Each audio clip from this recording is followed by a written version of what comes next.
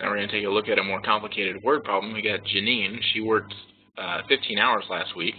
She has two jobs, one of them as a clerk, and then one of them as a piano teacher.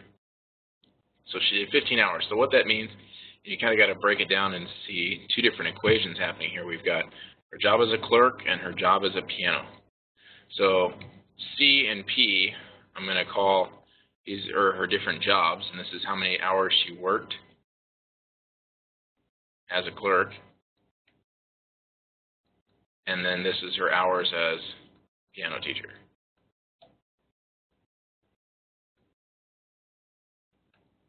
So the hours here for those two jobs should add up to 15. And then she has her money that she's making. So what you do to figure out how much money you make is you take how many hours you're working as a clerk, and it says that they paid her $7.25, so we have to multiply that by $7.25. And we add that with how many hours you work as a piano teacher. So she's making $19 an hour as a piano teacher, and that totals up to be her $191 that she made between the two jobs. So how many hours did she work at each job? So what you can do is you can do this with guess and check. And so if I guess that, you can work it out a few times. If I guess that she works 5 hours as a piano teacher, that means she worked 10 hours here. And so if that happened, then what that would mean is I'd have 190 how much she made as a piano teacher, and then plus more than 725 here. So obviously that's not going to work because 190 is already too big. So we can guess a little smaller. So maybe it's 10 hours here and 5 hours over here as a piano teacher. That adds up to the 15. And so then I try and I come over here and do my 19 times 5. And that gives me $95. And then over here at 725 times my 10 is going to give me my 72.5. And if I add that with my 95,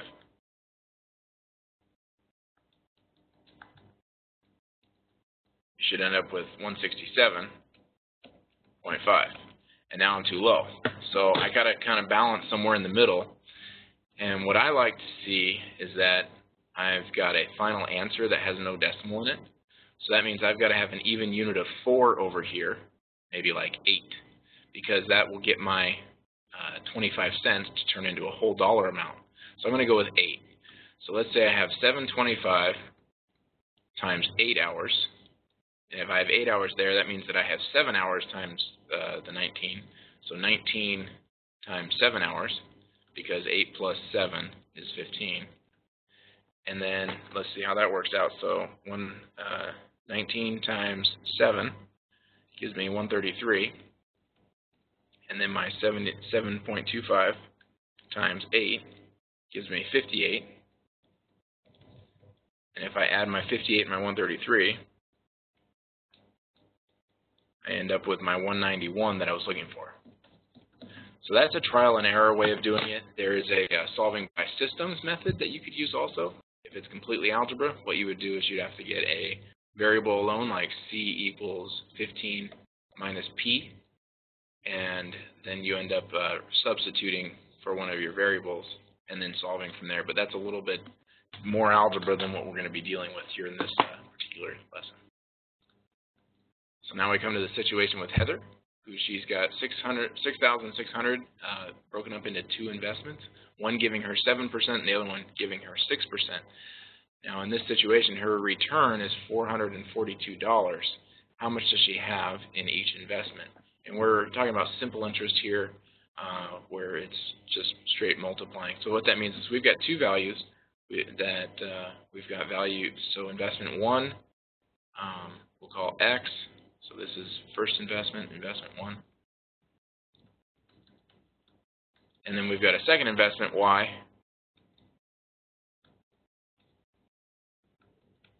And what's happening is that we have a total between them of $6,600.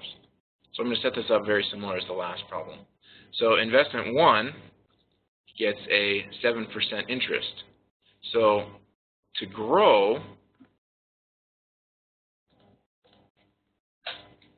the money has to be multiplied by the percentage as a rate. So in other words, I need to take my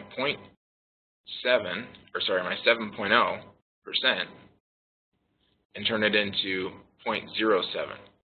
So this is going to multiply by 0.07, whatever dollar amount this is. So let's say it was $100, then I would get $7 from it if I multiply 0.07 or 0.07 times my dollar amount. So the same situation is going to be for the y. I need to take my 6%, so 6%, and move my decimal over 1, 2 places, and that's going to put a 0.06 in front of my y, my second investment. And that's going to give me a total of $442. So now our job is to trial and error, and so we need to come up with $442. So let's see if the money was split evenly, what would happen. So if this was split evenly, that would mean I'd have 3,300 here and 3,300 here. So if I try that, that means I take my 0.06, multiply it by that, so 0.06 times 3,300 gives me 198. So again, I took 0.06 and times it by the 3300, gives me 198, and do the same thing, 0.07 times the same dollar amount, and that's going to give me 231. If I add that with the 198, I get 429, so not far off. Okay, so now our job is to recognize I'm low, which means I need more money over in this larger interest rate. So I'm going to get more money if I put more money over here than if I put more money over on the 0.6. So let's try something like $4,000 here. So let's try $4,000 over here. So 4,000 times 0.07 gives me $280. And then if I do the leftover amount, which would be 1,300, so 1,300 times my 0.06,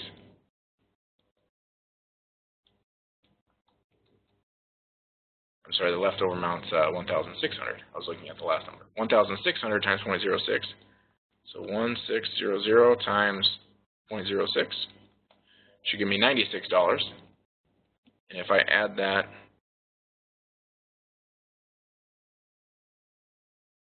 leftover amount was 2,600. I knew that was too small.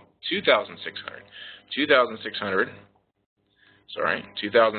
times 0.06 gives me $156 instead of the 196. So 156.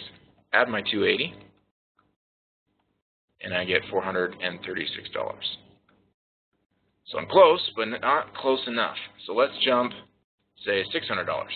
So let's go 4,600 times my 0.07. So 0.07 times 4,600 is going to give me 322. And then the leftover amount is just $2,000 now. So 2,000 times my 0.06 gives me 120. And add that together gives me my $442 that I was looking for.